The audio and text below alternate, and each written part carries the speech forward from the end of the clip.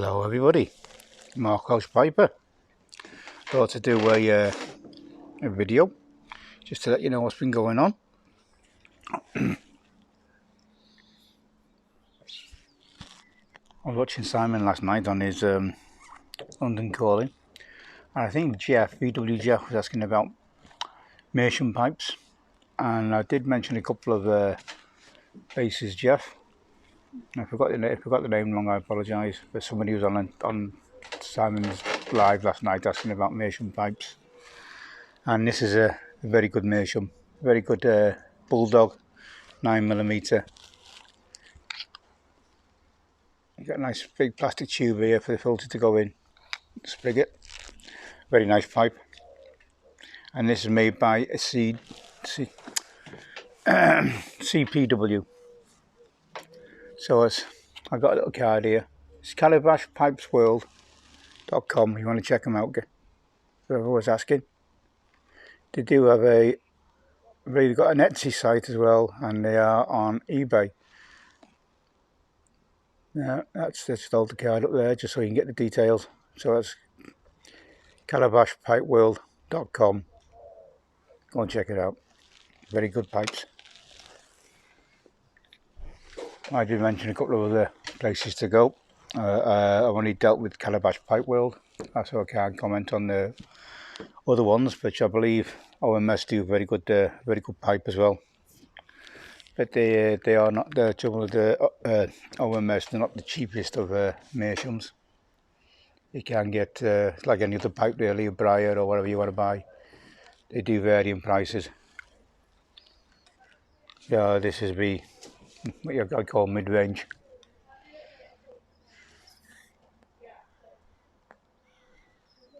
I'm smoking some. I've not had a pipe for a good few days actually, guys, because of what's been going on.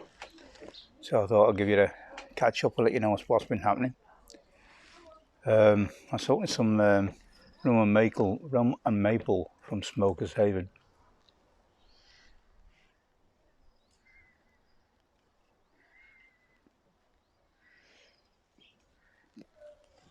I've been catching up on some of the videos from the Ohio Pipe Show. Yeah, I'm sorry to see Steve, who's come down with the bells. So, but I don't know. I think he done a video today or yesterday. I've just been watching that this morning. But he's seems to be coming round to get things a lot better. So, wish you all the best with that, Steve. Prayers and love going out to you. That's Steve, as we know. Bear, Miss Kathy, Steve.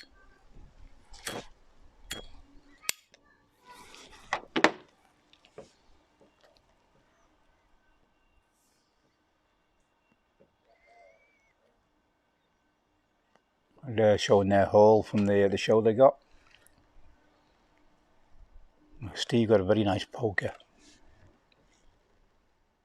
Had a silvered or corn summit disc on the bottom of the pipe. She'd been set into the bottom of the pipe, very nice, and I've asked him to send me the details on that. I do like the idea of that pipe. It's a real nice looking poker, that, Steve.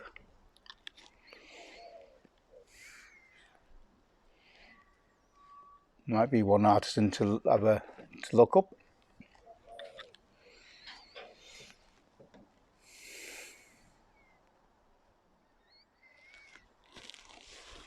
Anyway, let's crack on.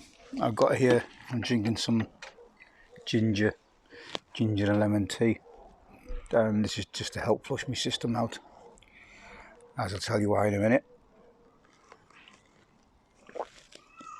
Right guys, what's been going on? Well, Thursday I actually got my hernia up done, which is what I'm going to talk about today. My hernia up apparently got done after 2 years. So I'm going to run you through what happened. Some of the bits you might not like, but it might be a bit, as I say, too much information sort of thing. But I need to need you guys who's maybe going through the same sort of thing, or you know, the risks if you're not lifting properly or whatever, or if you do get one, it might not be because you're not lifting properly. You know, a lot of people have them.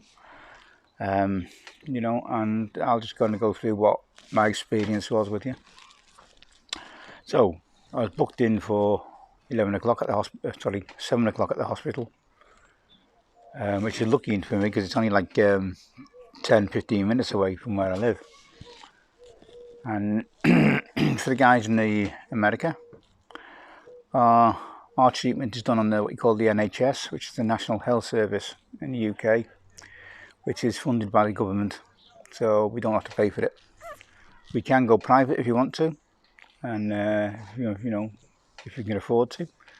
But over here in the UK, it's government funded, so you don't have to pay for any treatments and whatever. Anyway, so I got my appointment for 7 o'clock.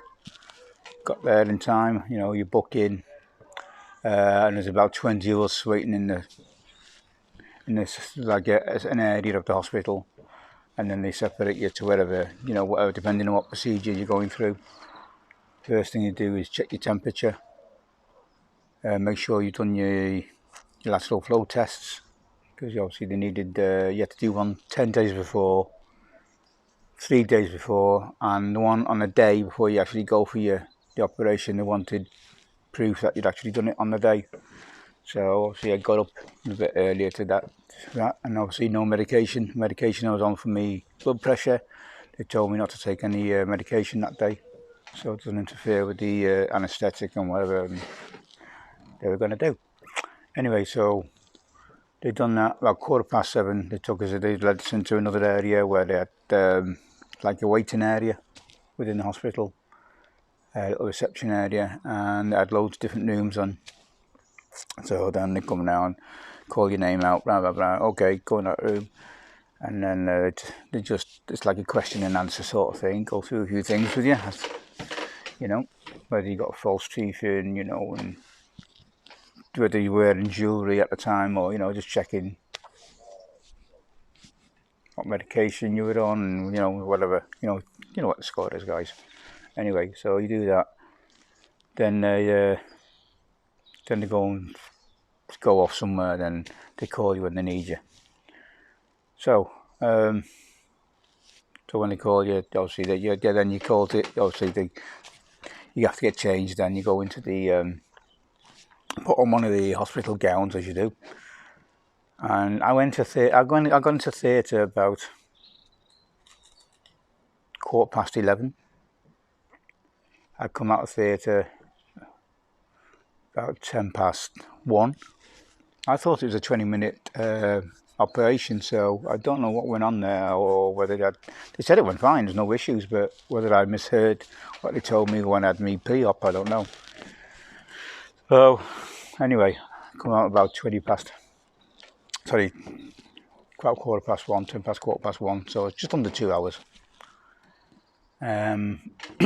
Eventually woke up. Depending on the anaesthetic, is obviously in the wrist. Mine was in the hand, and the only thing I remember about it is going into the anaesthesia room, and they just set you up and put a few monitors on your chest, on your body and all that, and have a little, just check your name, and they check your thing you put on your wrist. They put a band on your wrist with your name and your hospital number and whatever on. So just double check that, ask you, just again, check who you are, check your address and whatever, check your date of birth, and then they tell you what they're going to do. Obviously, they give you oxygen for fresh oxygen. They will tell you during the operation, they will put a tube in your mouth, just to make sure you don't swallow your tongue and whatever. And when you come out of that, your throat might, because this is a foreign body within your body, like your body might react to it. So people react differently. So mine was a little dry when I woke up, but nothing serious. Like I said, people act different to different things. Body's not used to having things in there what shouldn't be in there, really. Anyway, so yeah, I come out, woke up.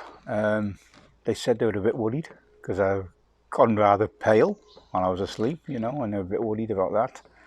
But obviously not worried enough to do anything about it, so lucky enough. And And yeah, I had no problems waking up. You know, I remember one operation. I woke up and I was a little bit violent apparently from that one. Yeah, I don't remember that. Well, I don't remember being violent, but I remember what the operation was, but it's not one you guys need to know about. It's just when I was when I was young and stupid. And put, excuse me, that's me drink gone down the wrong way. Apologise, guys. Sorry, I do apologise. Must be a lump of ginger in that one.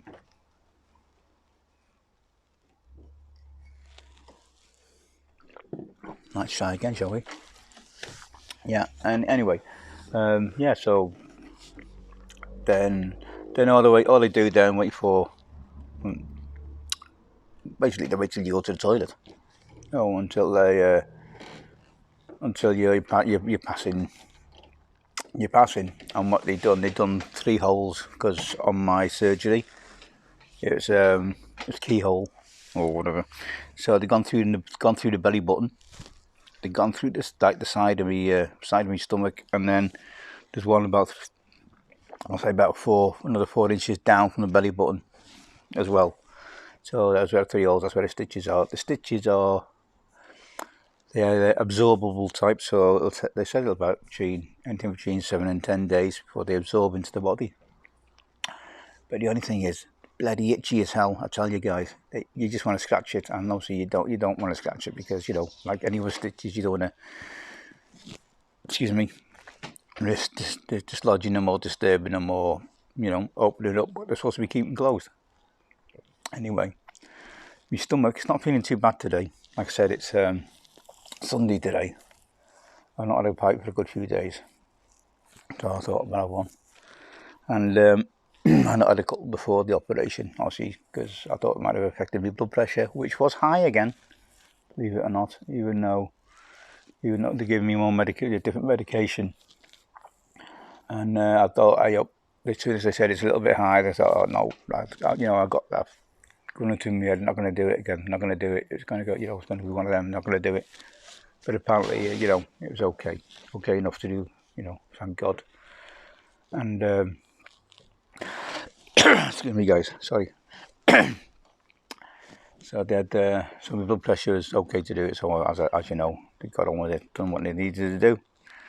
And so I needed to, until I could do anything now, it's just monitoring me and obviously check your blood pressure again. And then they did, and they said if you want to walk around, which might help you go, and drink some water might help you, because we can't let you go until you're past water.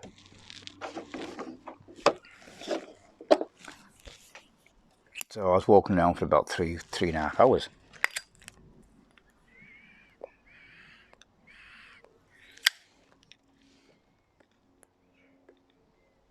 So I had about a litre of water, a cup of tea, enough to be a drink and some toast. I didn't want toast. Certainly wasn't feeling hungry.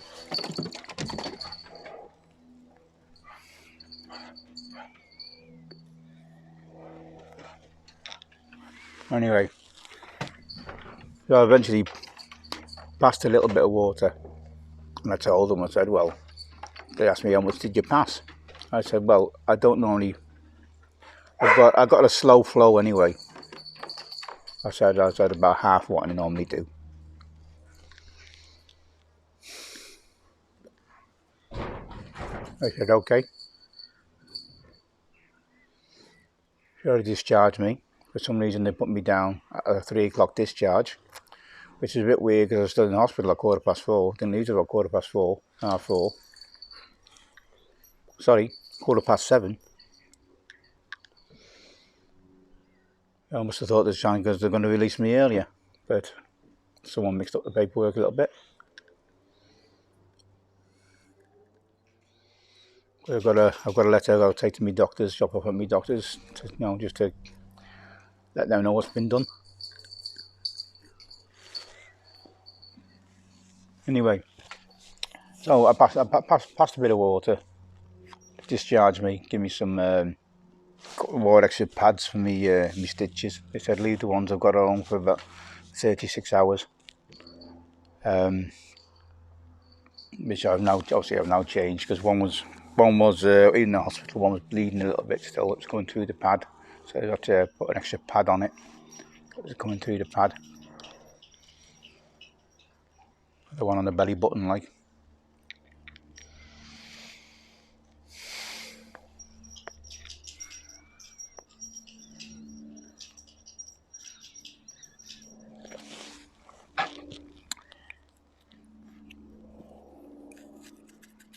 Anyway, it's hard to talk and smoke at the same time, isn't it, guys? And just got to put the pipe down. I don't want to miss turning into an half-hour video, you know, a half-hour, 40-minute video. Anyway, so I've come home. First thing I want to do, got to go come home. That's the thing I've gone to do, head straight to the toilet. So this is about 7:30 now.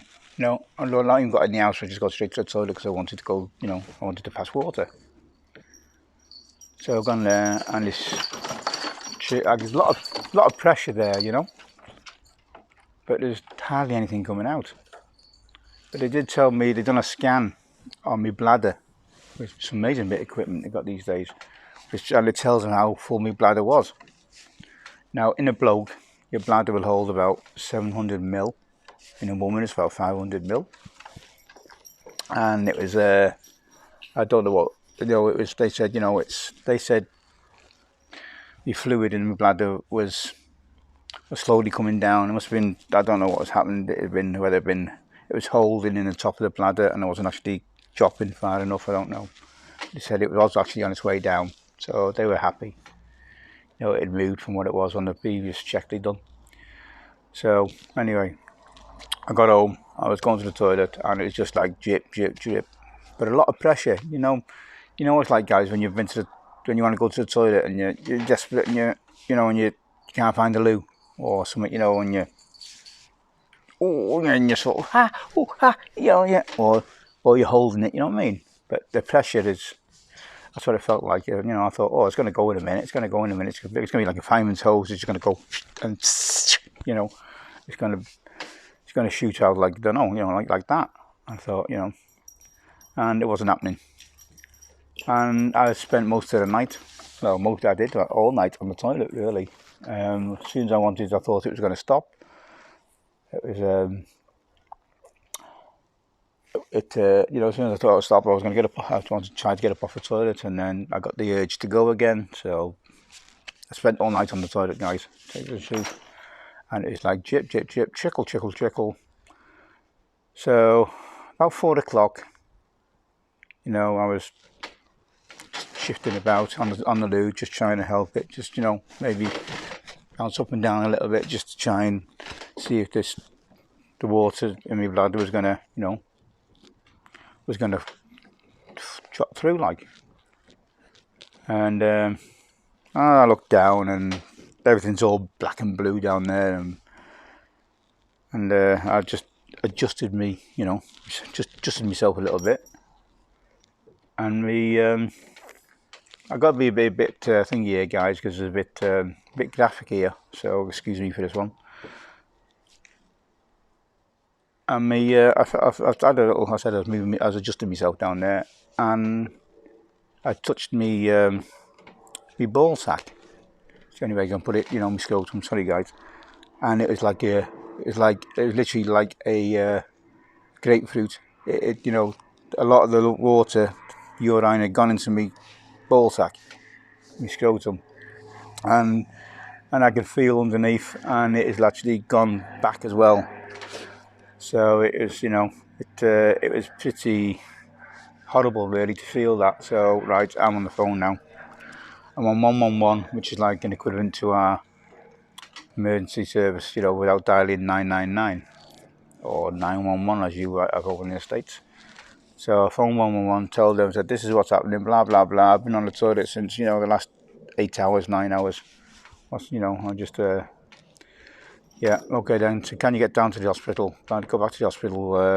Let's see if you can book it in. get yourself back down to A&E, get it checked out. So I had to wake them up. My missus up again then, didn't I? So I had to wake her up. You know, she'd been up all day, and you know, early hours of the morning to take me to the hospital, and you know, so she had to get her back out of bed. So we got down there. Lucky enough, it was quiet. You know, it was quiet, and we basically gone straight through. We got booked in, checked in with triage, straight through to A&E, and obviously they did the bloods again, and yeah, so they said like, check me over, scan me bladder again, and they weren't liking what they're looking. It was actually full to the brim, and they said, listen, if you'd have left this any longer, you would have been coming here in you know, blue lights and sirens because the damage that you could have caused if you'd have left this any longer.